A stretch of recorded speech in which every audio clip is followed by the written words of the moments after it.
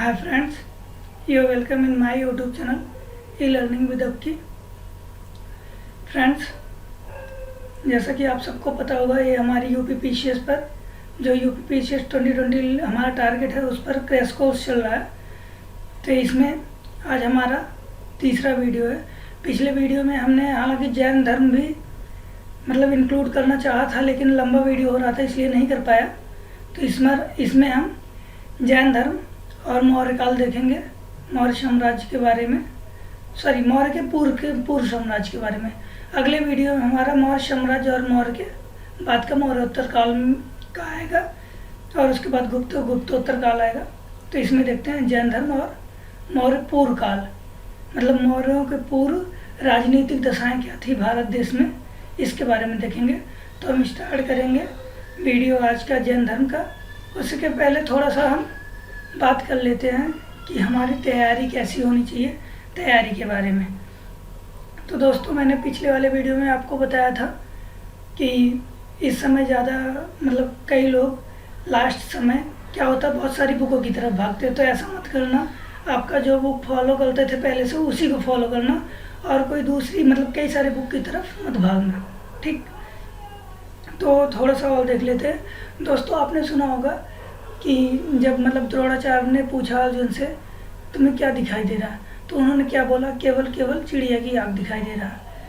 मैं ये वो तो सही है कि चिड़िया का आँख ही देखो, अपने गोल के प्रति डेडिकेट रहो, लेकिन केवल चिड़िया की आँख देखो ये मेरे लिए अच्छा नहीं है। मैं मानता हूँ कि ये अच्छा नहीं है। क्यों अच्छा नहीं, देख लेते थोड़ा सा। दोस्तों,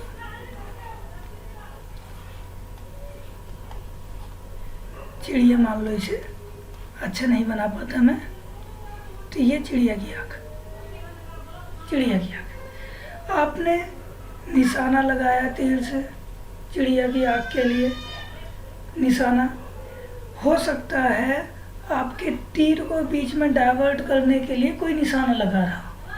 क्या मतलब आप चिड़िया की आँख अपने गोल को तो ध्यान देखो, अगल बगल के जो तुम्हें जैसे आप बहुत ज़्यादा टिकटॉक देख रहे हो या कुछ कर रहे हो या इधर उधर बिजी हो दोस्तों में, तो ये आपके हो गया। दूसरा जो बगल से तीर आ रहा है ये हो गया आपको डाइवर्ट करने वाला आपके गोल से।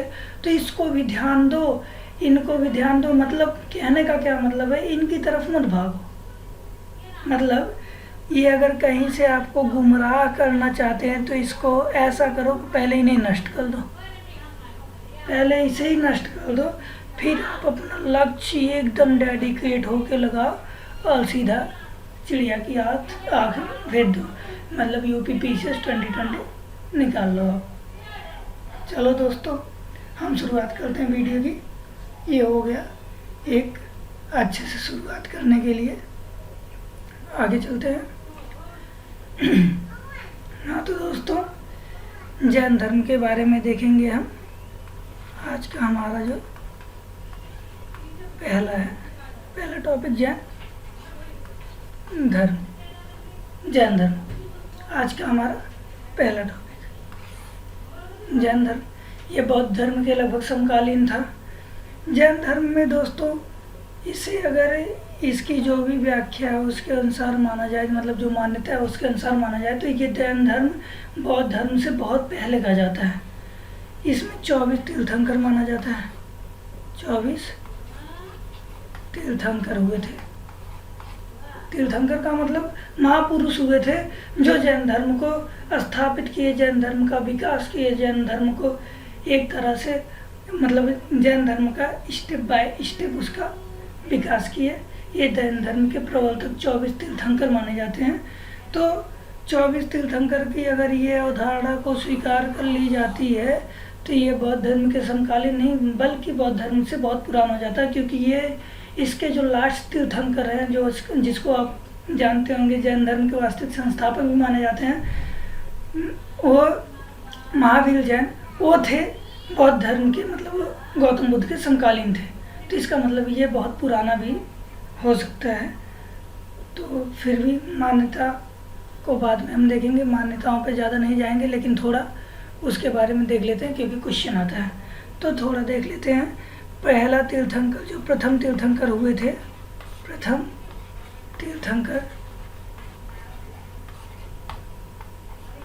जो हुए थे ऋषभदेव। इसका क्या मतलब प्रथम तीर्थंकर मतलब लगभग स्थापना जो मतलब जैन धर्म की स्थापना होती है वो कौन कराएगा? यही कराएंगे। स्थापना कौन कराता है? ऋषभदेव। जैन धर्म के संस्थापक आप बोल सकते हो। तो क्वेश्चन में आएगा जैन धर्म के संस्थापक कौन थे, तो कौन? ऋषभदेव। इनके 2-4 नाम हैं, उसको भी इसी वक्त देख लेते हैं। 2-4 मतलब और अन्य नाम कौन कौन से हैं? इनका नाम एक है वृषभदेव। क्या? वृषभदेव। एक इनका नाम है वृषभदेव, कहीं कहीं वृषभनाथ भी मिलेगा, तो इसमें वृषभदेव या वृषभनाथ में कंफ्यूज नहीं होना है। नाथ, ये वृषभदेव या वृषभनाथ। और अन्य नाम क्या है? आदिनाथ, जो फेमस भी है आदिनाथ। ये इनके अन्य प्रसिद्ध नाम है। ऋषभदेव पहला इनका नाम ऋषभदेव, जिनको अन्य नाम से वृषभनाथ या आदिनाथ के नाम से भी जाना जाता है। और आगे देख लेते हैं। मेन तीर्थंकर के बारे में बताऊंगा। 24 के तीर्थंकर के बारे में मैं नहीं बताने वाला, क्योंकि वो हमारे लिए फालतू है, उसे याद करने की ज़रूरत नहीं है। तो दोस्तों, जो आपका वेद है ऋग्वेद,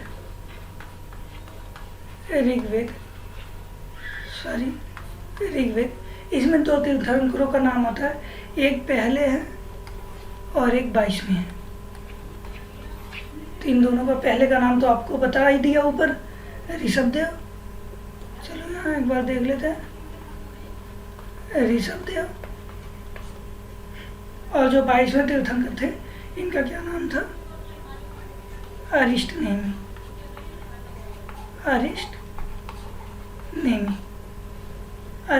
इनका इन दोनों का उल्लेख ऋग्वेद में होता है। तो ये भी क्वेश्चन इंपॉर्टेंट बन जाता है। ऋग्वेद में किन किन का नाम है, नामों का उल्लेख है, तो ऋषभदेव और अरिष्टनेमी का उसमें उल्लेख है। और जो इम्पोर्टेंट तीर्थंकर है उसमें 19th जो थे 19वें तीर्थंकर, इनका मल्लीनाथ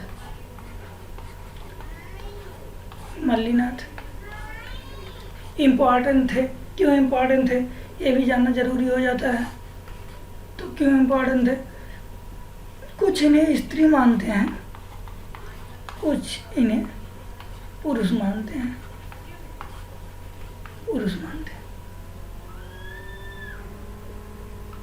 स्त्री और पुरुष मानते हैं। स्त्री कौन मानता है, पुरुष कौन मानता है, क्यों मानता है, ये भी इसी वक्त देख लेते हैं। दोस्तों, जो हीनयान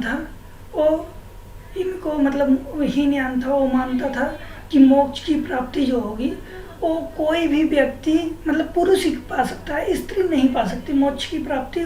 उसे अगर मोक्ष पाना है तो एक नया जन्म लेना पड़ेगा, और नए जन्म में उसे पुरुष के रूप में लेना पड़ेगा, तभी जाके वो प्राप्त कर पाएगी।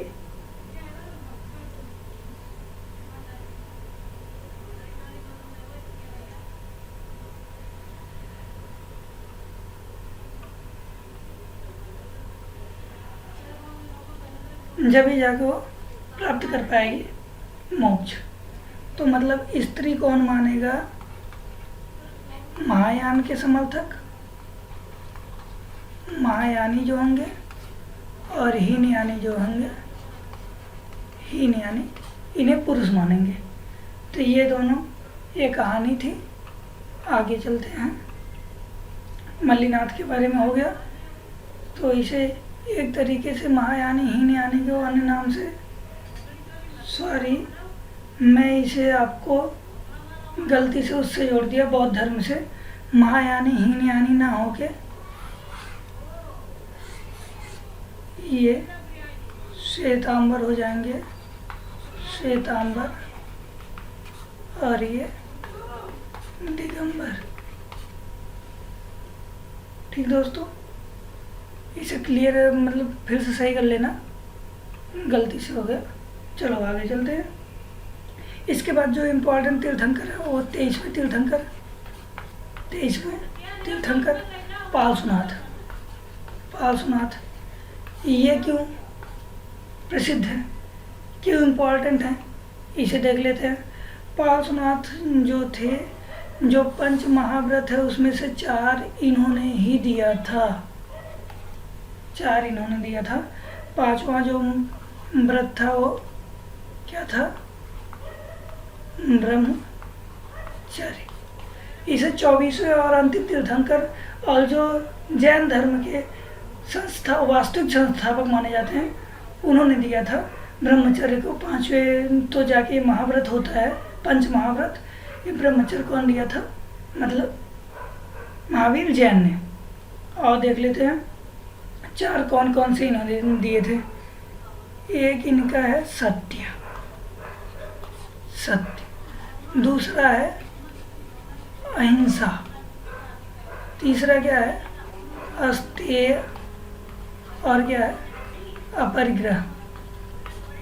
अब इसमें से सत्य, अहिंसा, ब्रह्मचर्य के बारे में आपको भी पता होगा, ये बताने की कोई ज़रूरत नहीं। अस्तेय के बारे में थोड़ा सा देख लेते हैं, अपरिग्रह के बारे में देख लेते हैं। इसका मतलब होता है चोरी नहीं करना, और अपरिग्रह का मतलब होता है धनी नहीं बनना, गरीब बनना। कहने का मतलब क्या है, धन संचय न करना, धन संचय नहीं करना, धन का संचय नहीं करना, ये हो गया अपरिग्रह। पार्श्वनाथ के बारे में थोड़ा सा और देख लेते हैं। इनको जो ज्ञान की प्राप्ति होती है वो समेत पर्वत पर प्राप्ति होती है, समेत पर्वत पर, समेत पर्वत पर ज्ञान की प्राप्ति होती है। और ये काशी के राजा के पुत्र होते हैं। काशी मतलब इनके पिता जो होते हैं वो काशी के राजा होते हैं। कहाँ, काशी के राजा होते हैं। और इनका नाम भी थोड़ा देख लेते हैं, अश्वसेन। अश्वसेन के पुत्र होते हैं, जो काशी के राजा होते हैं उनके पुत्र होते हैं पार्श्वनाथ। अब आके देखते हैं जैन धर्म के वास्तविक संस्थापक के बारे में, अब जिन पर पूरा जैन धर्म केंद्रित होता है उनके बारे में, जो हमारे लिए सबसे ज़्यादा इम्पोर्टेंट भी होते हैं, तो उनके बारे में हम देख लेते हैं। महावीर स्वामी या महावीर जैन, इनके बारे में देख लेते हैं। ये होते हैं वास्तविक संस्थापक, वास्तविक संस्थापक या बोल लें 24वें तीर्थंकर या बोल लें अंतिम तीर्थंकर या इन्हें बोल दें कि जैन धर्म के जो सबसे महत्वपूर्ण तीर्थंकर हुए वो हैं महावीर जैन। और इन्हीं के समय में जैन धर्म अपने पीक पर पहुंचा। जैन धर्म अपनी जो वास्तविक रूपरेखा है, जो वास्तविक उसका रूप है, स्ट्रक्चर है, वो धारण करता है महावीर जैन के समय में। अब इनके बारे में थोड़ा, जन्म के बारे में, इनके पिता माता के बारे में देख लेते हैं। इनका जो जन्म होता है, जन्म कुंडग्राम में। कुंडग्राम कहाँ है, वैशाली के निकट, वैशाली के निकट है कुंडग्राम। कब होता है इसे देख लेते हैं। लगभग, डेट बहुत ज़्यादा इम्पोर्टेंट नहीं, डेट बहुत ज़्यादा ध्यान मत देना। 599 ईसा पूर्व, क्योंकि डेट में कई इतिहासकारों में कन्फ्यूजन है, तो इसलिए डेट बहुत ज़्यादा इम्पोर्टेंट नहीं होता है। लेकिन 599 ईसा पूर्व आप ध्यान देना, उसके आसपास जो भी होगा वो आप मान लेना इनके जन्म का। मतलब कोई ऑप्शन अगर आता है, मान लो आ भी जाता है, वैसा क्वेश्चन तो आना नहीं चाहिए। अगर आ भी जाता है तो जो 599 के सबसे आसपास होगा या 599 होगा तो उसे क्लिक करना है। ठीक दोस्तों, आगे बढ़ते हैं, इनके बारे में और कुछ जानने की कोशिश करते हैं। पिता इनके सिद्धार्थ।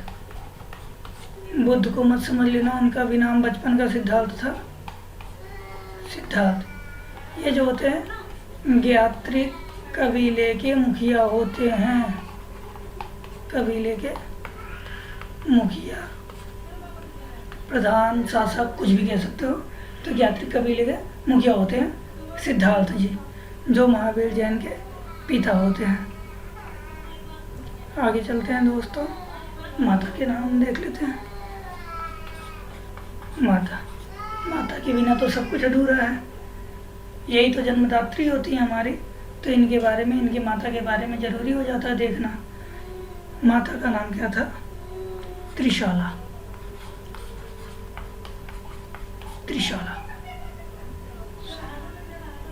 त्रिशाला इनके माता का नाम था। इन्हें कहीं कहीं आपको विदेह दत्ता भी मिलेगा। विदेह दत्ता तो मतलब त्रिशाला इनके माता का नाम था। ये लिच्छवी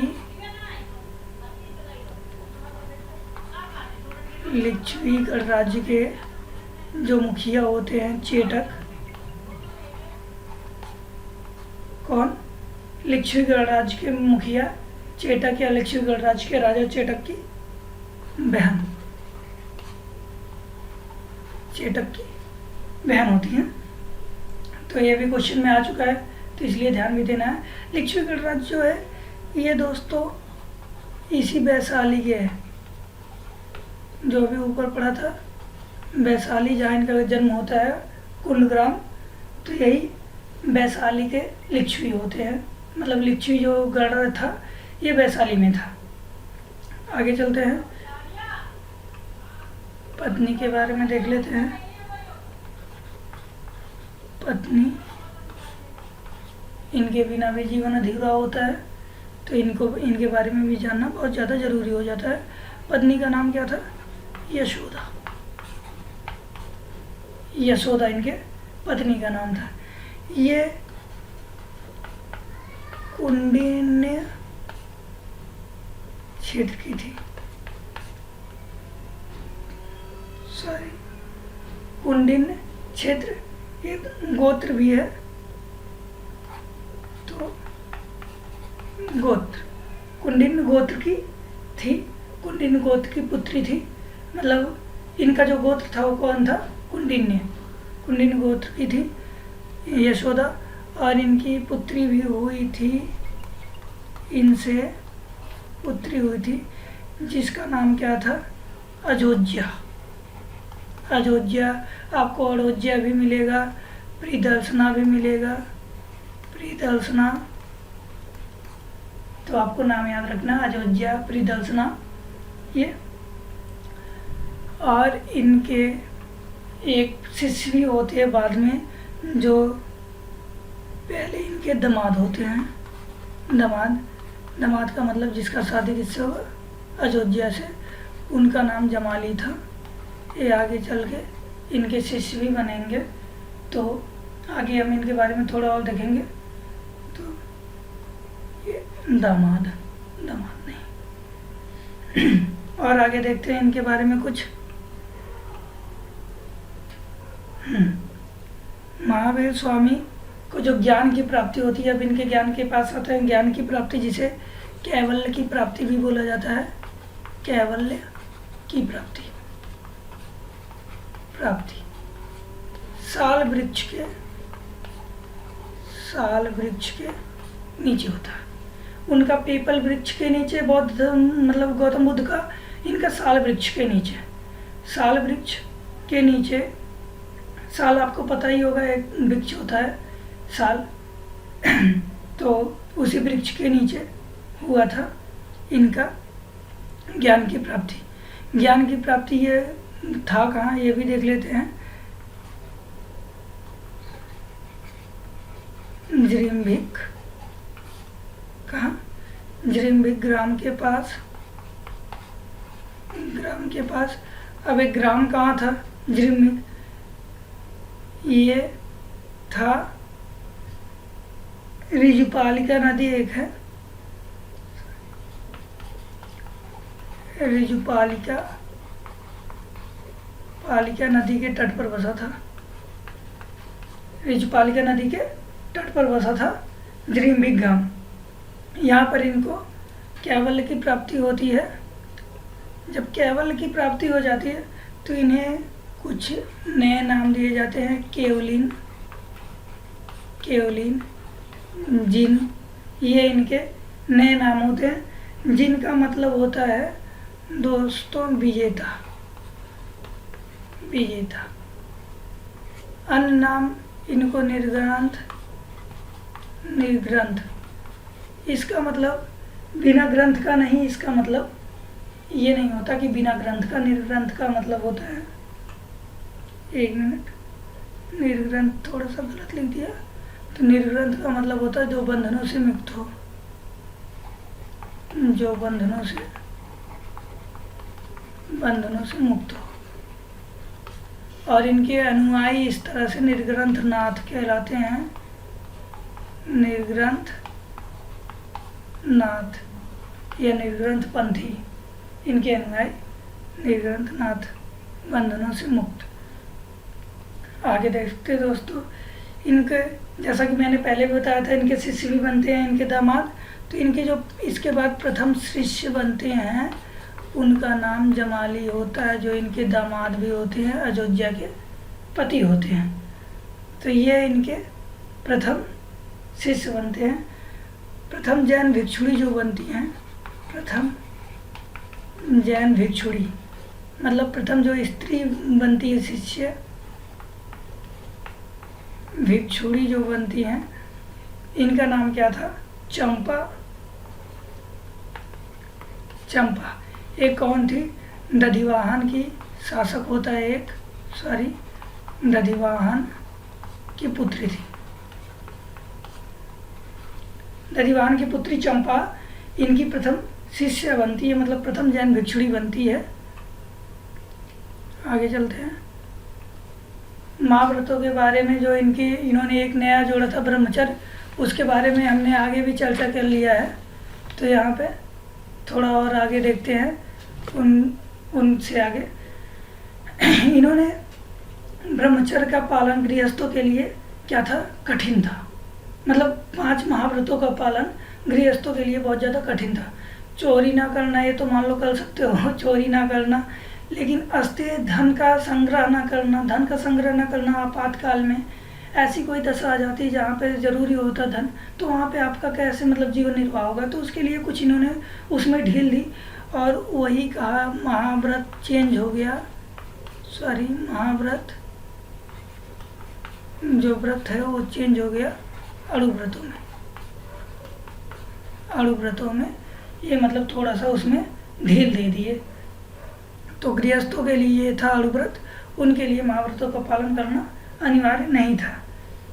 आगे चलते हैं, इनके अब शिक्षा के बारे में कुछ देख लेते हैं क्या क्या। इन्होंने वेदों की प्रमुखता को, वेदों की जो प्रमुखता था उसे नकार दिया। ये क्या थे? नास्तिकों और जो आत्मवादी थे, मतलब जो आत्मा को मानते थे, और जो नास्तिक थे जो ईश्वर को नहीं मानते थे, उसके बीच का रास्ता निकाला। और जिसे क्या कहा जाता है? अनेकांतवाद। अनेकांतवाद, इसे स्यादवाद भी कहा जाता है, जो सप्तभंगी कहलाता है। यही स्यादवाद सप्तभंगी इनको आगे चल के इनके मतलब विकास में थोड़ा बाधा भी बनता है, तो हमारे लिए बहुत ज़्यादा इम्पोर्टेंट नहीं है। तो आगे देखते हैं। इसके बाद क्या होता है? ये मतलब स्यादवाद सप्तभंगी रहते हैं, और इनके ज्ञान में और आगे देखते हैं क्या होता है। ये स्यादवाद का थोड़ा मतलब समझ लेते हैं। ये होता है सापेक्षता का सिद्धांत, ज्ञान की सापेक्षता का सिद्धांत होता है। इसमें मतलब एक चीज़ को कई तरह से, कई तर्कों से, 7 तर्कों से देखने की बात होती है, कई तर्कों से देखने की बात होती है। तो ये स्यादवाद थोड़ा सा समझ लिए। अब आगे चलते हैं। इनके त्रिरत्नों को जो इम्पोर्टेंट भी होता है, त्रिरत्नों को देख लेते हैं। त्रिरत्न इसे मोक्ष का साधन भी बताते हैं, मोक्ष का साधन भी बताते हैं, साधन भी बताते हैं। तो त्रिरत्न कौन कौन से हैं देख लेते हैं। सम्यक ज्ञान, सम्यक चरित्र, पहला जो है वो सम्यक दर्शन है।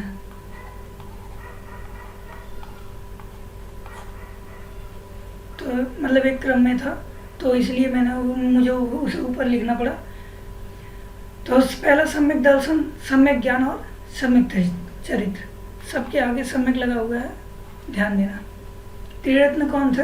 सम्यक दर्शन, सम्यक ज्ञान और सम्यक चरित्र, ये इनके त्रिरत्न थे। और इसे पालन करने के लिए कुछ नियम बताए हैं। ये जब इनका पालन शुरू होता है तो उसे कहते हैं समोर। यहाँ से बुरे कर्मों का जो है, समोर का मतलब होता है बुरे कर्मों का प्रवाह मनुष्य की आत्मा की तरफ रुक जाता है, स्टॉप हो जाता है जब इसे फॉलो करना शुरू करो। और इसे फॉलो करते करते कुछ समय जब ऐसा आएगा,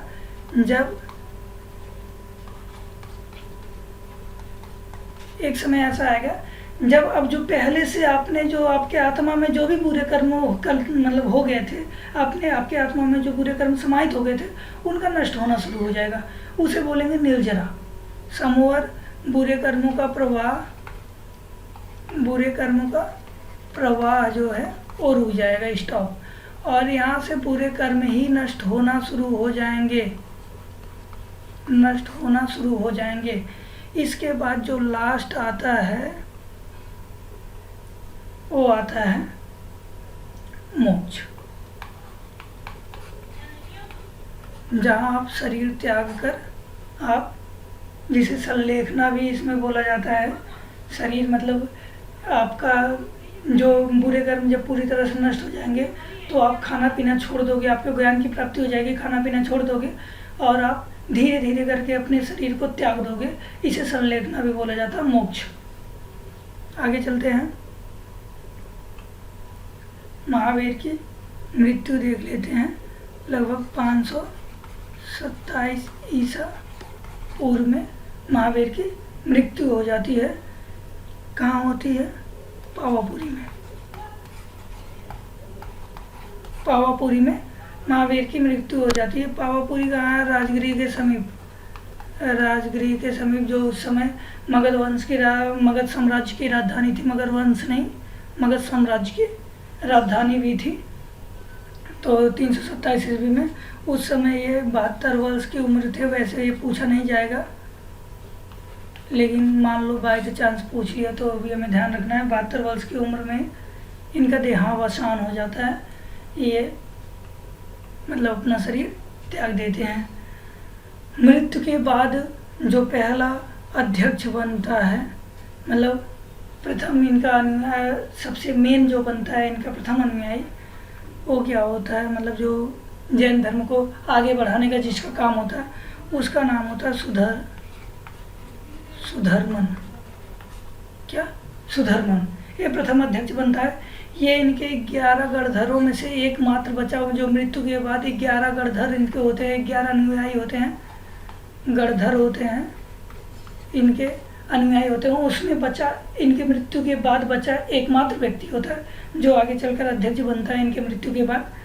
तो और आगे देखते हैं। इसके बाद दोस्तों 300 ईसा पूर्व के आसपास, 300 ईसा पूर्व के आसपास मगध में भयंकर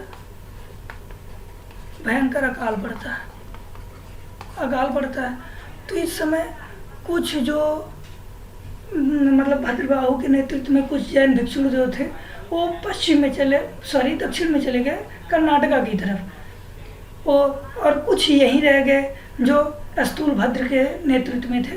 तो इन जब बाद में अकाल खत्म हुआ, लगभग 12 वर्षों का अकाल था, तो बाद में जब मतलब अकाल खत्म हुआ, लौट कर आते हैं, भद्रबाहु के नेतृत्व में जो गए थे, और जब लौट के आते हैं तो यहाँ के भी मतलब जो जैन भिक्षु थे, जैन धर्म के अनुयायी थे, उनसे कुछ कॉन्फ्लिक्ट हो जाता है क्योंकि यहाँ अब अकाल में रहना थोड़ा कठिन हो गया, तो वो लोग कपड़े उपड़े पहनने लगे, श्वेत वस्त्र धारण करने लगे, पूरी तरह से नग्न रहते थे। तो जो उधर गए थे दक्षिण में वो नग्न ही रहे। तो आगे आए, जब वापस आए तो कुछ इनमें मतलब वो हो गया, विभेद हो गया, कॉन्फ्लिक्ट हो गया। तो आगे चलकर ये धर्म जो है दो भागों में बढ़ता है। एक श्वेतांबर कहलाता है, जो श्वेत वस्त्र श्वेतांबर कहलाता है, और एक दिगंबर कहता है दिगंबर। तो ये श्वेत वस्त्र धारण करते थे, ये पूरा नग्न रहते थे। इसका मतलब होता है जो श्वेत वस्त्र धारण करता हो, इसका मतलब होता है दिशाएं जिसका वस्त्र हो। दिशाएं जिसका मतलब, जिसका अंबर का मतलब होता है वही समझ लो वस्त्र, या वैसे तो आकाश हो जाएगा अंबर का मतलब, लेकिन वस्त्र है यहाँ पे। तो दिशाएं जिसका वस्त्र हो ये होता है दिगंबर। और इनका जो नेतृत्व करता था वो भद्र बाहु था, और इनका जो नेतृत्व था ये स्थूल भद्र था। स्थूल भद्र और भद्रबाहु। आगे कुछ अन्य संप्रदाय के बारे में देख लेते हैं। जैन धर्म के अन्य संप्रदाय के बारे में, जैन धर्म के अन्य संप्रदाय के बारे में थोड़ा देख लेते हैं दोस्तों। यपनीय संप्रदाय, आजीवक संप्रदाय के जो प्रवर्तक थे ये मक्खली गोसाल थे। मक्खली गोसाल ये आजीवक संप्रदाय के संस्थापक थे। आगे देखेंगे दोस्तों, 1 मिनट ना। तो दोस्तों अब कुछ जैन सभाओं के बारे में देख लेते हैं। 2 जैन सभाएं थी। प्रथम जो जैन सभा थी उसका आयोजन पाटलिपुत्र में लगभग 4वीं शताब्दी सदी ईसा पूर्व में 4वीं शताब्दी ईसा पूर्व में हुआ था। इस समय जो अध्यक्ष थे स्थूलभद्र थे। स्थूलभद्र इसके अध्यक्ष थे। यहाँ पर जो जैन धर्म का मुख्य साहित्य था 12 अंग, इसका संकलन होता है। जो जैन धर्म का मुख्य साहित्य होता है 12 अंगों का संकलन होता है यहाँ पे। और भद्रबाहु जो होते हैं, इसमें इनका कुछ कॉन्फ्लिक्ट हो जाता है, तो वो इसमें भद्रबाहु इसमें हिस्सा नहीं लेते हैं। आगे देख लेते हैं द्वितीय जैन सभा के बारे में। द्वितीय जैन सभा इसका वल्लभी में होता है, और ये होता है दोस्तों लगभग 6वीं शताब्दी ईस्वी में। वल्लभी कहाँ है? गुजरात। ये 6वीं शताब्दी ईस्वी मतलब पहले और जो दूसरे में लगभग कितने का अंतर है? लगभग 1 सहस्राब्दी का अंतर है, मतलब 1000 साल का अंतर है। लगभग 1000 साल के बाद दूसरी बौद्ध संगीति होती है। इसका देख लेते हैं। इसमें जो अध्यक्ष थे वो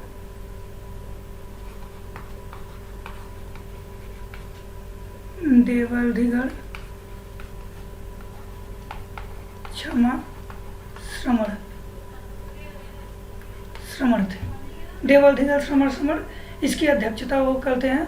और यहाँ आगे जो बचे हुए मतलब बौद्ध, यहाँ जो बचे हुए बौद्ध ग्रंथ होते हैं, जैन ग्रंथ होते हैं, उनका संकलन होता है। मतलब काफ़ी यहाँ पे संकलन होता है। क्या क्या संकलन होता है खुद देख लेते हैं। 12 उपांगों के अंग का संकलन, जैसा कि मैंने बताया पहले ही हो गया था। 10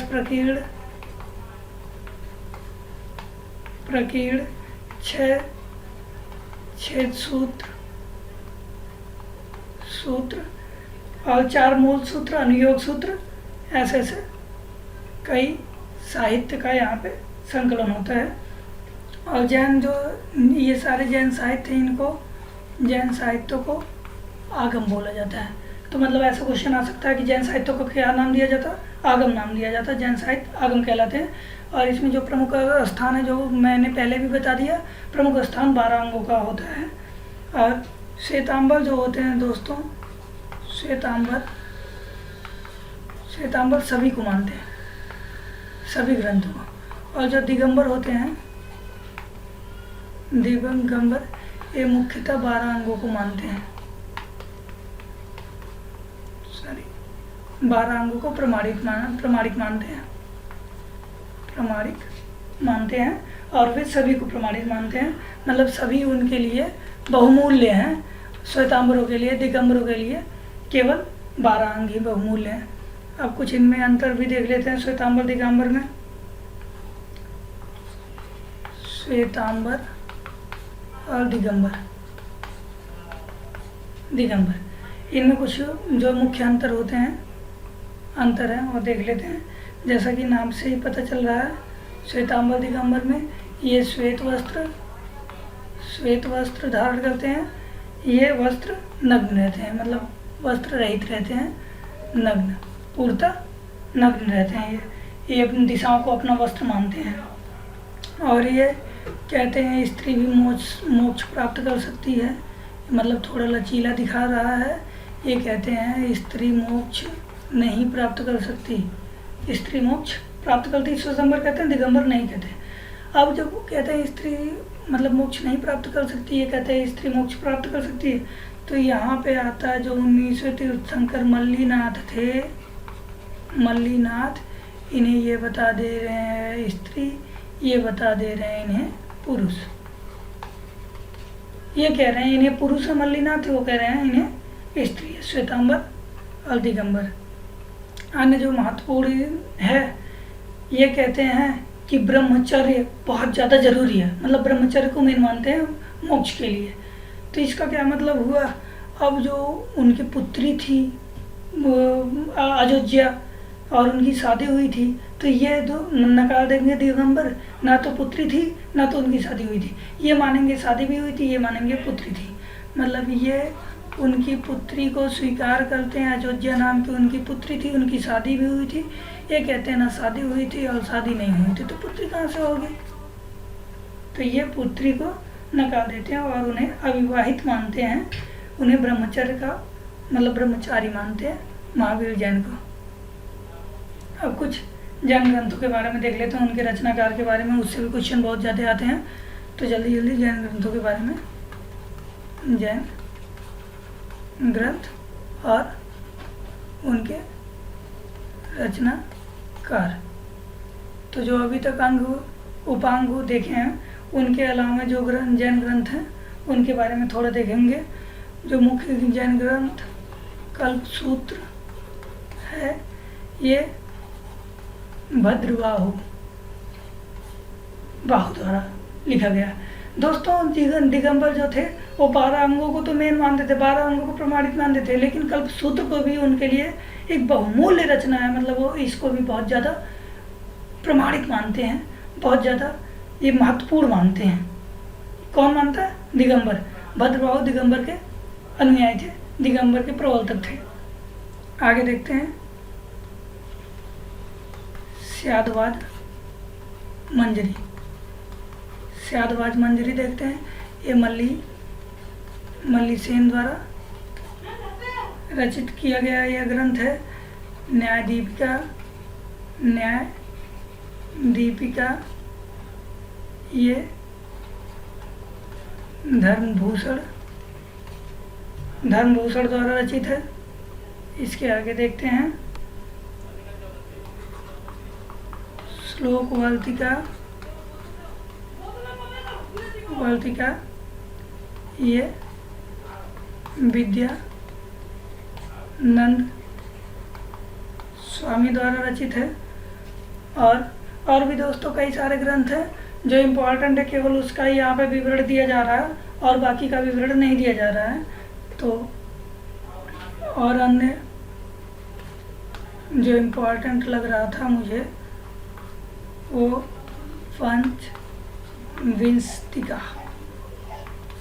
पंचविंशतिका ये पद्मनंदी द्वारा लिखा गया था। पद्मनंदी द्वारा इनका संकलन किया गया था। तो ये मेन थे, मतलब मेन जैन साहित्य थे और उसके रचनाकाल थे। आगे देख लेते हैं कुछ तीर्थंकर और उनके प्रतीकों के बारे में। ये भी क्वेश्चन में बहुत आता है। तीर्थंकर, इधर तीर्थंकर देख लेंगे, इधर उनके प्रतीक देख लेंगे। प्रतीक, इसमें भी सभी तीर्थंकरों और सभी के प्रतीक के बारे में नहीं देखेंगे, ये ध्यान देना। जो इम्पोर्टेंट है बस उसी में यहाँ लिखने वाला हूँ। ऋषभ दिया, ऋषभ देव, ये भी बता दूँ ये पहले तीर्थंकर थे और इनका जो प्रतीक था ये बैल था या वृषभ था। ऋषभ से वृषभ, मतलब ऋषभ का प्रतीक वृषभ, बैल। और उसके बाद सिद्ध से पद्म प्रभु। पद्म प्रभु का क्या है? कमल। पद्म प्रभु कौन से तीर्थंकर थे? छठे नंबर। आगे जो नंबर लिख रहा हूँ वो तीर्थंकरों का नंबर है। 24 तीर्थंकरों में, मतलब नंबर वाइज, उनके क्रम वाइज उनका नंबर है, तो उसे भी थोड़ा ध्यान दे देना आप। वैसे बहुत ज़्यादा इम्पोर्टेंट नहीं है नंबरिंग, तो लेकिन ध्यान दे देना, कोई बात नहीं। मान लो अगर आ गया क्वेश्चन में तो भी आप कर ले जाओ। आगे जो महत्वपूर्ण है, मल्लीनाथ। इनका क्या था? कलश। इनका प्रतीक क्या था? कलश। उसके अलावा जो महत्वपूर्ण है 22 में देख लेते हैं, जिसका उसमें नाम भी है, मतलब ऋग्वेद में उल्लेख भी है जिसका, उसके बारे में भी थोड़ा देख लेते हैं। उसके बाद हम 23वें तीर्थंकर के बारे में देखेंगे, उसके बाद 24वें तीर्थंकर के बारे में। तो यहाँ पे पहले देख लेते हैं 22वें तीर्थंकर का क्या नाम था? अरिष्टनेमी। इनका अन्य नाम नेमिनाथ भी है, ये वहाँ बताना भूल गया था, नेमिनाथ। तो आप ध्यान देना, इनका दो नाम है, अरिष्टनेमी और नेमिनाथ। इनका जो प्रतीक है ये शंख है। शंख इनका प्रतीक है। 23वें आप जानते होंगे 23वें तीर्थंकर कौन है? पार्श्वनाथ। 24वें जानते होंगे महावीर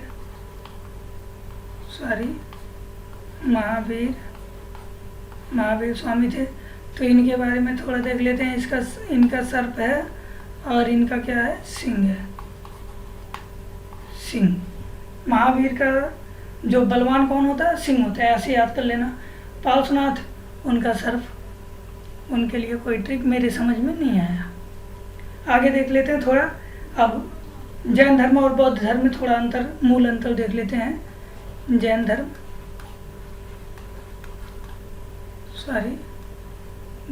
इधर, बौद्ध धर्म। अंतर, समानता सब इसमें देखेंगे। अंतर और समानता सब इसमें देखेंगे। देखते हैं फिर। जैन दोनों जो है ईश्वर को दोनों नकार देते हैं, दोनों अनिश्वरवादी हैं, और दोनों आत्मा को भी नकार देते हैं, मतलब अनात्मवादी। दोनों क्या थे? अनात्मवादी थे। लेकिन एक पुनर्जन्म की व्याख्या करता है, एक पुनर्जन्म की व्याख्या नहीं करता है। मतलब पुनर्जन्म में ये पुनर्जन्म में विश्वास करते हैं जैन धर्म, बौद्ध धर्म नहीं करते पुनर्जन्म में विश्वास। कर्मवाद में भी विश्वास करते हैं, और ब्राह्मणों की प्रमुखता तो दोनों के लिए स्वीकार्य नहीं थी। ब्राह्मणों की जो प्रमुखता थी ये न जैन के लिए स्वीकार्य थी न बौद्ध के लिए स्वीकार्य थी। वेदों की प्रमुखता दोनों के लिए स्वीकार्य नहीं थी। उसके अलावा ये जो थे सप्तभंगी थे,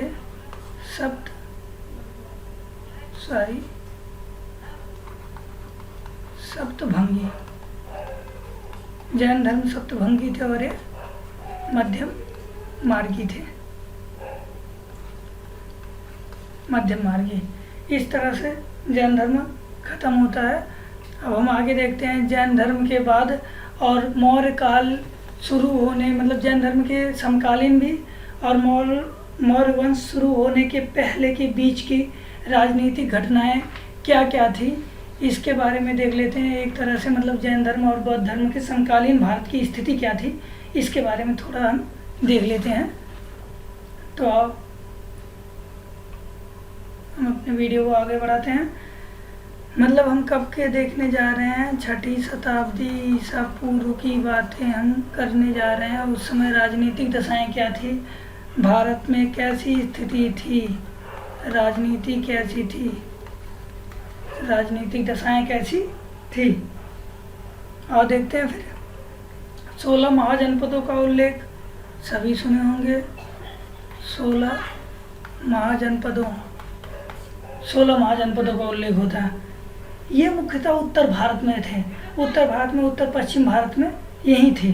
दक्षिण भारत में एक होता है महाजनपद। सभी महाजनपदों का वैसे उल्लेख करना अच्छा तो नहीं, लेकिन फिर भी क्वेश्चन कभी कभी आ जाता है, लेकिन बहुत कम आते हैं, इसलिए बहुत कम ही आता है। एक भी क्वेश्चन ना छूटने पाए, ऐसा मतलब बना के हमें चलना है कि एक भी क्वेश्चन ना छूटने पाए, इसलिए थोड़ा हम उल्लेख भी करेंगे महाजनपदों का। वीडियो तो थोड़ा ज़्यादा लंबा होगा, लेकिन उल्लेख करना भी ज़रूरी है। तो मतलब मुख्यतः कहाँ फैले थे ये, गंगा के मैदानों में और उत्तर भारत में। इनका पता कहाँ से चलता है 16 महाजनपदों का, अंगुत्तर निकाय। अंगुत्तर निकाय ये क्या था, बौद्ध ग्रंथ था, बौद्ध ग्रंथ था। बौद्ध ग्रंथ के अंगुत्तर निकाय से ज्ञात होता है 16 महाजनपदों का। और जैन ग्रंथ से भी ज्ञात होता है भगवती सूत्र, ये क्या था, जैन ग्रंथ था, जैन ग्रंथ था। दोनों से, एक मिनट, ये निकाय है अंगुत्तर निकाय, दोनों से पता चलता है 16 महाजनपदों का। लेकिन नामों में थोड़ा अंतर है, और नामों में अंतर पे हमें को नहीं जाना है, हमें बस 16 महाजनपदों का थोड़ा सा देख लेना है। और दोस्तों कुछ कॉन्फ्लिक्ट भी देख लेते हैं। अष्टाध्यायी, अष्टाध्यायी ये क्या थी, पाणिनि की रचना है अष्टाध्यायी। इसमें 22 महाजनपदों का उल्लेख होता है। अभी सब 16 कर रहे हैं, ये 22 कर दिए, चलो कोई बात नहीं। और भी देख लेते हैं। महापरिनिर्वाण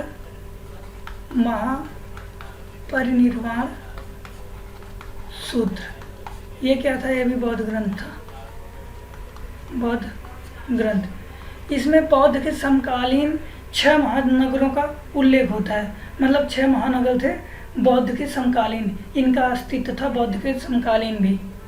तो ये 6 महानगरों में देख लेते हैं कौन कौन से आते हैं, ये भी पूछ लिया जाता है, तो इसलिए देखना जरूरी है। चंपा आता है, राजगृह आता है, बनारस आता है, साकेत आता है, कौशाम्बी आता है,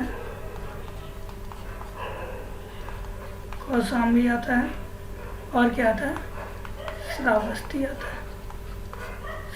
आता है। अब चंपा क्या था, जो अंगगढ़ राज्य था उसकी राजधानी है। राजगीर क्या है, आप जानते होंगे, राजगीर मगध की राजधानी है। बनारस काशी की राजधानी। साकेत को जानते होंगे, श्रावस्ती साकेत दोनों हैं, दोनों ही अवध जो मतलब था कौशल राज्य, उसके ये मतलब नगर थे। कौशल राज्य की राजधानी भी थी, कौशल राज्य से संबंधित है। और जो कौशाम्बी है वो वत्स से संबंधित था, किससे, वत्स गणराज्य से संबंधित था, वह गणराज्य की राजधानी थी। अब कुछ हम देख लेते हैं महाजनपदों के नाम और उनकी राजधानियाँ। इधर हम महाजनपद देखेंगे, इधर हम राजधानी देखेंगे, और मैं थोड़ा थोड़ा बताऊंगा भी कि उनके आसपास का क्षेत्र क्या है। तो देखते हैं, एक तरफ से देखना शुरू करते हैं। चलो हम मैपिंग में देख लेते हैं, जाने दो, थोड़ा मैपिंग में देख लेते हैं। दोस्तों, अगर आपको मैप अच्छा ना लगे तो प्लीज़ मुझे माफ़ कर देना, लेकिन मैं आपको तो ध्यान दे देना।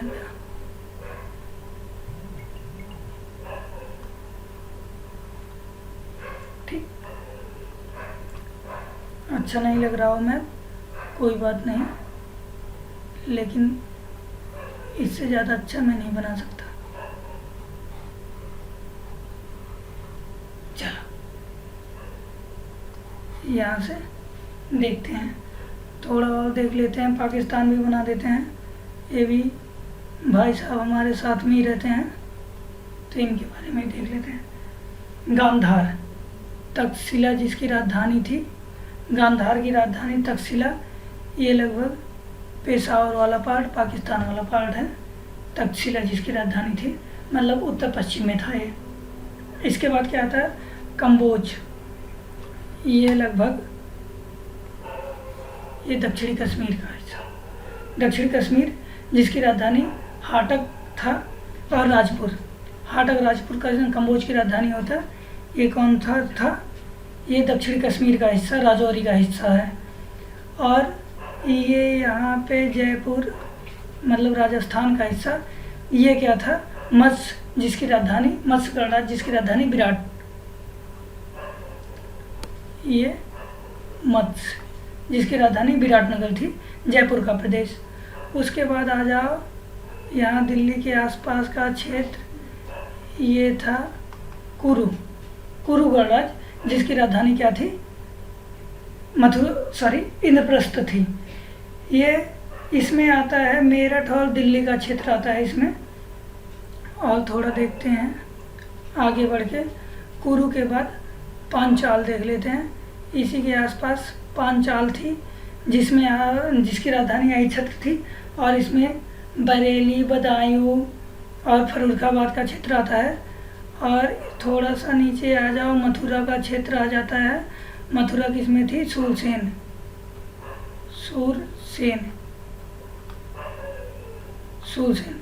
जिसकी राजधानी क्या थी? मथुरा थी। इसमें मथुरा के आसपास का क्षेत्र आता है। उसके बाद आती है बुंदेलखंड का क्षेत्र। इसमें आता है क्या? चेदी जिसकी राजधानी सोथिवती थी, बुंदेलखंड का क्षेत्र। इसके बाद आता है मालवा का क्षेत्र। ये लगभग पश्चिमी मालवा का क्षेत्र होता है, पश्चिमी और मध्य मालवा का क्षेत्र होता है। इसमें आता है अवंती। थोड़ा इधर उधर हो जाएगा लोकेशन में, तो इतना करेक्ट लोकेशन नहीं है, लेकिन आसपास समझ लेना। मैं साथ में नाम भी बता रहा हूँ, तो नाम ज़्यादा ध्यान देना। पश्चिमी और मध्य मालवा क्षेत्र आता है जिसकी राजधानी क्या थी? उज्जैनी माहिष्मती इसकी राजधानी थी। और उसके बाद आ जाओ, चेदी के बगल में था क्या था? इलाहाबाद का क्षेत्र जो वत्स गणराज्य था जिसकी राजधानी कौशाम्बी थी, वत्स। उसके बाद आ जाओ इससे थोड़ा सा ऊपर, यहाँ पे ये वाले क्षेत्र में जो उत्तर प्रदेश का अवध क्षेत्र है, इसमें क्या था? कौशल राज्य था जिसकी राजधानी साकेत और श्रावस्ती थे, अवध का क्षेत्र। और उसके बाद यहाँ बीच में आ जाओ, ये था काशी का क्षेत्र, बनारस जिसकी राजधानी बनारस, वाराणसी, वर्तमान वाराणसी ये। उसके बाद आ जाओ यहीं देवरिया, बिहार में और उत्तर प्रदेश के आसपास का क्षेत्र आता था। इसमें देवरिया का क्षेत्र, ये मल्लों की राजधानी थी, कुशीनगर। मल्लों की राजधानी कुशीनगर और पावा, ये वर्तमान देवरिया में पड़ता है। उसके बाद आ जाओ भागलपुर मुंगेर, वो भी बिहार में ही है, भागलपुर मुंगेर। ये आता है क्या? अंग की राजधानी जो चंपा थी, ये भागलपुर मुंगेर, वर्तमान भागलपुर मुंगेर में आता है। उसके बाद आता है मगध साम्राज्य जो यहाँ पे छाया हुआ था, वो था गिरिब्रज राजगिरी उसकी राजधानी थी, उस दक्षिणी बिहार उसमें आता था। पटना गया वाला क्षेत्र, पटना और गया वाला क्षेत्र आता था इसमें, मगध में। उसके बाद बज्जी आता है, बज्जी में मुजफ्फरपुर दरभंगा इसी के आसपास बज्जी आता है, इसी के आसपास दरभंगा और मुजफ्फरपुर वाला क्षेत्र आता है इसमें। और ये होता है बज्जी जिसकी राजधानी वैशाली होती है। उसके बाद जो दक्षिण में एक पड़ती है गोदावरी घाटी में अस्मक, अस्मक ये गोदावरी घाटी में आंध्र प्रदेश के क्षेत्र के आसपास पड़ता है। ये उड़ीसा में मैं चला गया तो उड़ीसा में समझना, उड़ीसा से थोड़ा नीचे गोदावरी घाटी में आ जाना, आंध्र प्रदेश के आसपास का क्षेत्र। इसका जो राजधानी थी ये पाटन थी, पाटन। कहेंगे आपको पाटन भी मिलेगा तो आप पाटन अस्मक की राजधानी। इस तरह से महाजनपदों के बारे में हमने देख लिया। आगे चलते हैं, अब हम कुछ इससे आगे भी देखते हैं। तो बाद में जो मगध गणराज्य था, ये कुछ गणराज्यों को आपस में मिलाया, चाहे उस पर कैसे भी आधिपत्य करके अपने कब्जे में किया या फिर उन पर कोई रिलेशन बना के उनसे दोस्ती वोस्ती करके अपना साम्राज्य विस्तार किया। और धीरे धीरे ये क्या साम्राज्य में बदलता चला गया। और जो प्रथम प्रतापी राजा इस साम्राज्य का वो होता है, क्या वो होता है, बिंबिसार, बिंबिसार। ये हर्यक वंश का संस्थापक भी होता है बिंबिसार। ये लगभग 544 ईसा पूर्व से 492 ईसा पूर्व तक शासन करता है। 544 ईसा पूर्व से 492 ईसा पूर्व तक शासन करता है। और इसका जो बिंबिसार का मैत्रीपूर्ण संबंध किससे किससे होता है उसे देख लेते हैं। बिंबिसार का किससे किससे मैत्रीपूर्ण संबंध होता है देखते हैं। इसका जो राजवैद्य था, ये अपने राजवैद्य जीवक, जिसका नाम है जीवक, इसको भेजता है अवंती के शासक जो चंड प्रद्योत, इनके इलाज के लिए वो भेजता है इनको। पांडु रोग का मतलब तुम्हें नहीं समझ पाया, कोई रोग था पांडु रोग, इससे पीड़ित था और इसके इलाज के लिए भेजते हैं। तो इस तरह से इससे जो है मतलब अवंती गणराज्य से इसके मैत्रीपूर्ण संबंध हो जाते हैं। और जैन साहित्य में इसको क्या नाम दिया गया है, श्रेणिक। श्रेणिक किसका नाम है, बिंबिसार का। बिंबिसार को जैन साहित्य में श्रेणिक कहा जाता है। बिंबिसार के वैवाहिक संबंध, ये वैवाहिक संबंधों के द्वारा भी कुछ लोगों से महत्वपूर्ण संबंध स्थापित करता है। देखते हैं उसके बारे में, वैवाहिक संबंध किससे किससे बनाता है, अपनी स्थिति को सुदृढ़ करता है कैसे कैसे। लिच्छवी नरेश जो होते हैं, लिच्छवी नरेश चेटक की बहन क्या थी, चेलना, सॉरी चेटक की बहन नहीं होती है, पुत्री होती है, छेलना। कहीं कहीं आपको चेलना या छेलना दोनों मिलेगा, तो ये पुत्री थी। अब एक तरह से चेटक की बहन से शादी होती है किसकी, जैन धर्म के जो संस्थापक थे उनके माता जी की। तो चेटक की बहन से और चेटक की पुत्री से, चेलना से बिंबिसार शादी करता है। इस तरह से एक तरह से रिश्ते में जुड़ जाता है ये बिंबिसार उनसे, महावीर जैन से। तो इस तरह से ये जैन धर्म का प्रभाव, मतलब जैन धर्म को मानने वाला भी बनता है। इस तरह से जैन धर्म को मानने वाला भी बनता है। मतलब आगे देखते हैं दोस्तों, ये और किसी किसी शादी करता है। कौशल गणराज्य जो थे, कौशल नरेश, उनकी बहन से, कौशल नरेश की बहन महाकोसला से भी शादी करता है। इस तरह से कौशल राज्य से भी ये मतलब अपना मैत्रीपूर्ण संबंध बनाता है। इस समय कौशल गणराज्य का जो नरेश था, मतलब राजा था, वो प्रसेनजीत था। प्रसेनजीत मतलब महाकौशला किसकी बहन थी? प्रसेनजीत की बहन थी। आगे देखते हैं और किससे ये करता है दोस्ती, और किससे शादी करता है? मद्र देश। मद्र देश एक छोटा सा राज्य होता है मद्र, उसकी जो राजकुमारी थी क्षेमा, उससे विवाह करता है।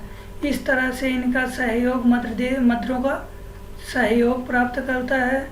जब ये शादी होती है कौशल वाली तो काशी के आसपास का क्षेत्र प्राप्त करता है, काशी के आसपास का क्षेत्र प्राप्त करता है। और जब ये मतलब लिच्छवी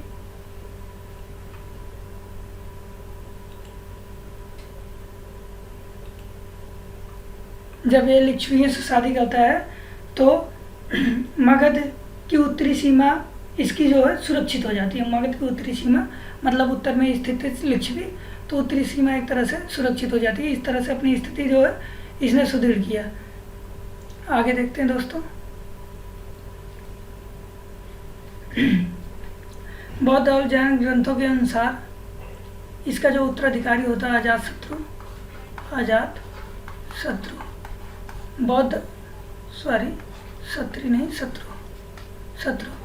बौद्ध और जैन ग्रंथों के अनुसार इसका नाम जो है, एक नाम होता है कुड़िक, उसमें एक इसका नाम होता है कुड़िक।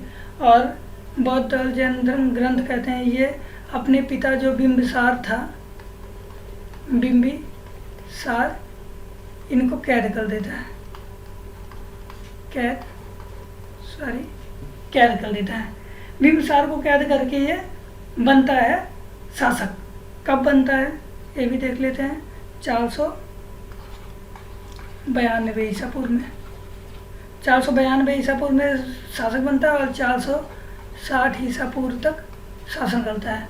मतलब लगभग 32 साल, लगभग 32 वर्ष ये शासन करता है।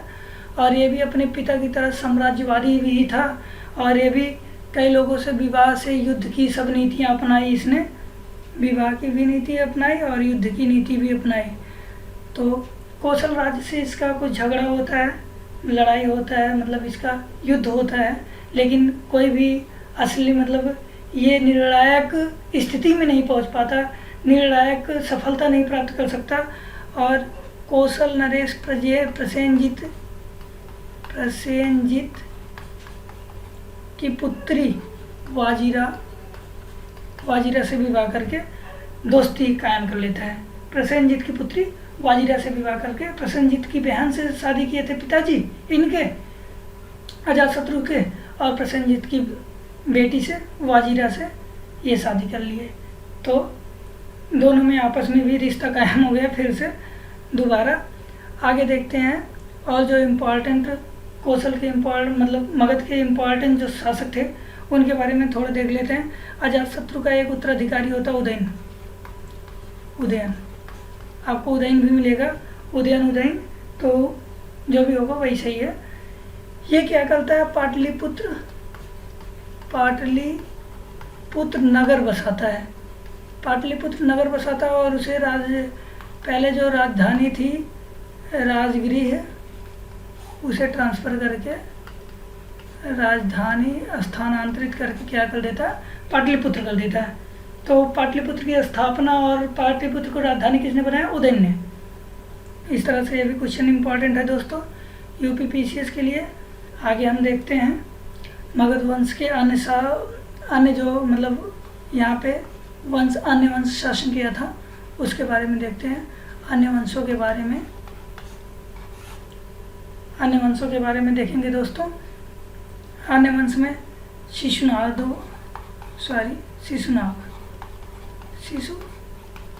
वंश और नंद वंश। शिशुनाग वंश की स्थापना कौन करता है? शिशुनाग करता है। इसके बाद आता है नंद वंश। शिशुनाग वंश का जब अंत हो जाता है तो आता है नंद वंश। नंद वंश की स्थापना महापद्म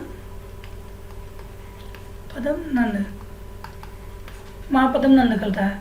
शिशुनाग वंश की स्थापना शिशुनाग करता है, नंद वंश की स्थापना महापद्म नंद करता है। और शिशुनाग का जो टाइम पीरियड है ये 412 ईसा पूर्व से लेके 394 ईसा पूर्व तक, ईसा पूर्व। शिशुनाग वंश का जो अन्य प्रतापी राजा होता है कालाशोक, जिसे काकवड़, अन्य नाम काकवड़ भी होता है, काकवड़ भी पाया जाता है, कालाशोक अन्य नाम इसका काकवड़ भी पुराणों में, काकवड़ ये पुराणों में इसका नाम है, काकवड़ पुराणों में। ये अन्य प्रमुख राजा होता है शिशुनाग वंश का। और महापद्म नंद जो शिशुनाग वंश मतलब शिशुनाग वंश जो था उसका अंतिम जो शासक था उसका सेनापति था। ये उसको मार के हत्या करके ये बनता है महापद्म नंद, नए वंश की स्थापना करता है। कौन सा? नंद वंश की स्थापना करता है। इसका एक अन्य नाम भी मिलता है दोस्तों कहीं कहीं, उग्रसेन, उग्रसेन नाम बनता है। और लगभग 344 ईसा पूर्व के आसपास ये पद स्थापित करता है शिशुनाग वंश के अंतिम शासक को, और 323 ईसा पूर्व तक शासन करता है। इसका जो अन्य महत्वपूर्ण शासक होता है वो जो अंतिम शासक भी होता है मगध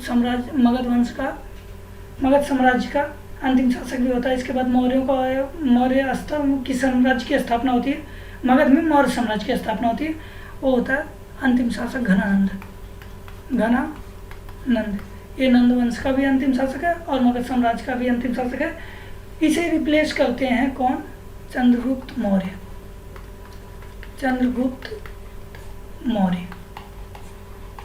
अब मौर्य वंश के बारे में हम अगले वीडियो में चर्चा करेंगे। यहाँ पे हम बस यहीं लास्ट करते हैं, थोड़ा सा यहाँ पे रिलेट कर देते हैं। घनानंद के आसपास ये जो है, जो उस समय विश्व विजेता था सिकंदर, उसके समकालीन था घनानंद। सिकंदर आता है लगभग उत्तर पश्चिमी सीमा पर आक्रमण करता है। वहाँ पोरस को, जिसे बहुत भी सारी कथाओं में भी उसे प्रचलित है कि पोरस बहुत ज़्यादा महान था, तो पोरस को हराता है। और उसके बाद उसकी सेना ब्यास नदी को पार करने से मतलब इनकार कर देती है। उस समय तक इसकी स्थिति लगभग दयनीय हो जाती है और इसी का फ़ायदा वो यहाँ से जब लौट जाता है, वो 323 ईसा पूर्व के आसपास उसकी मृत्यु हो जाती है। तो इसी का फ़ायदा उठा के चंद्रगुप्त मौर्य जो है इस घनानंद को प्रतिस्थापित करके मगध साम्राज्य पर कब्जा कर लेते हैं। और मगध साम्राज्य में एक नए वंश की और एक जो असल में एक बड़ा साम्राज्य था, असल में एक सम्राट बनता है चंद्रगुप्त मौर्य, और असल में एक बड़े साम्राज्य की स्थापना करता है चंद्रगुप्त मौर्य, जो अपने जो चरम स्थिति पर पहुंचता है उनके अशोक के आने के आसपास, अशोक के आने पे अपने चरम स्थिति पर पहुंचता है। तो इस तरह से हमारा वीडियो यहाँ पे समाप्त होता है दोस्तों। Thanks for watching. थैंक्स।